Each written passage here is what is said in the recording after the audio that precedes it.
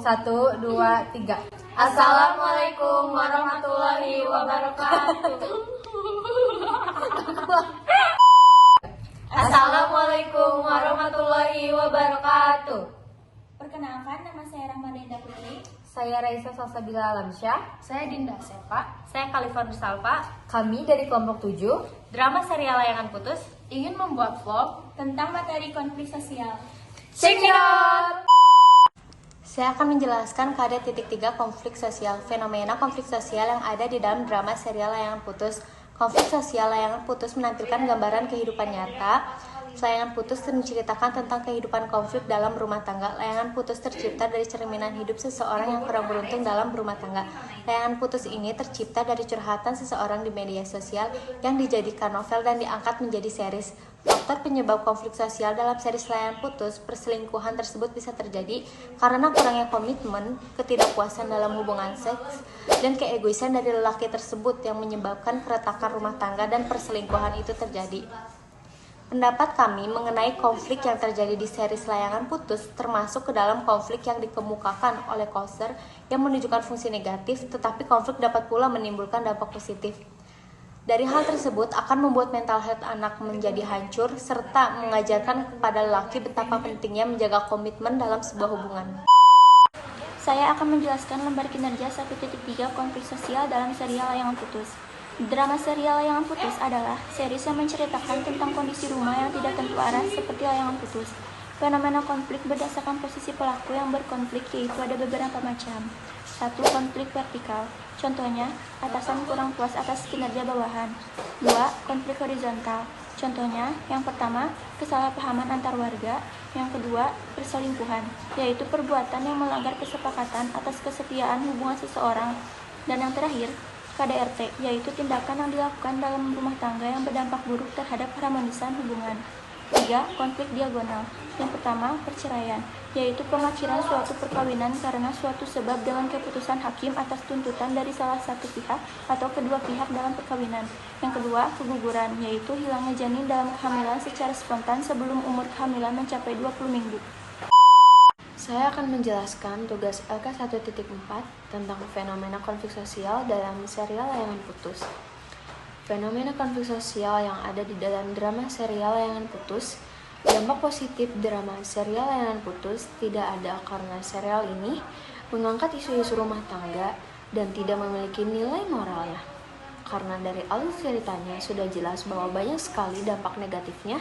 Dampak negatif drama serial Layangan Putus tentunya sangat banyak. Ada KDRT yang berdampak buruk pada keharmonisan rumah tangga.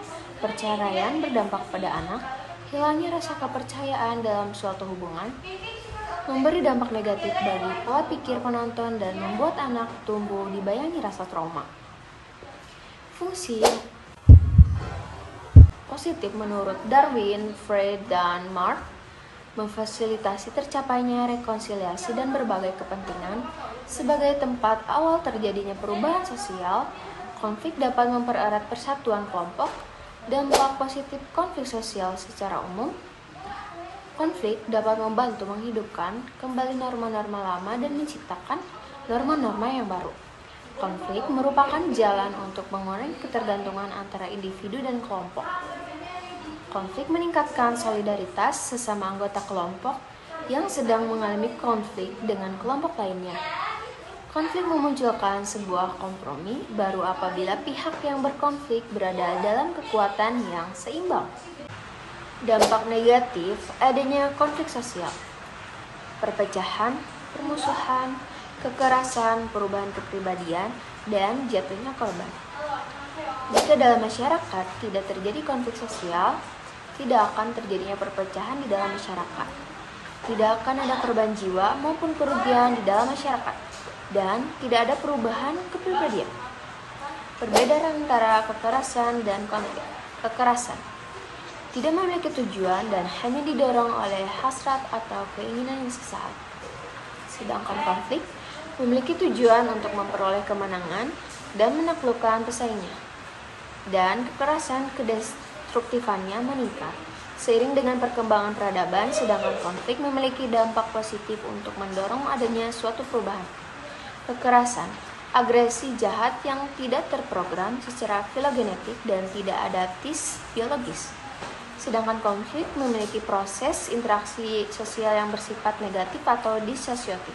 Kekerasan bukan pembawaan manusia memiliki tingkat kedestruktifan dan berbeda-beda, sedangkan konflik sebagai faktor sosial yang tidak dapat dihindari.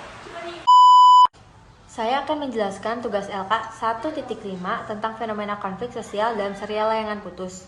Upaya yang paling tepat untuk menyelesaikan konflik layangan putus menurut saya adalah upaya arbitrasi, yaitu suatu upaya penyelesaian konflik yang dilakukan melalui pihak ketiga dengan memberikan keputusan yang harus ditaati dan diterima oleh kedua belah pihak yang sedang berkonflik. Pihak ketiga dipilih oleh kedua belah pihak atau badan berwenang. Apabila tidak dapat menentukan pihak ketiga, maka pemerintah akan menunjuk pengadilan sebagai pihak ketiga. Dalam drama serial layangan putus ini, konflik yang terjadi adalah perselingkuhan, dan upaya penyelesaian dari konflik tersebut adalah perceraian. Mengapa demikian? Karena pada konflik ini, Aris tidak ingin melepas Lydia, yaitu selingkuhannya, dan tidak ingin menceraikan Kinan, yaitu istri sah Aris. Lalu, Aris meminta izin untuk poligami dan meminta Kinan untuk menandatangani surat izin poligami tersebut. Tetapi Kinan menolak dan malah justru menggugat cerai Aris. Akhirnya mereka bertemu di pengadilan dan resmi bercerai. Lalu hak asuh jatuh kepada Kinan karena yang melakukan kesalahan di sini adalah Aris.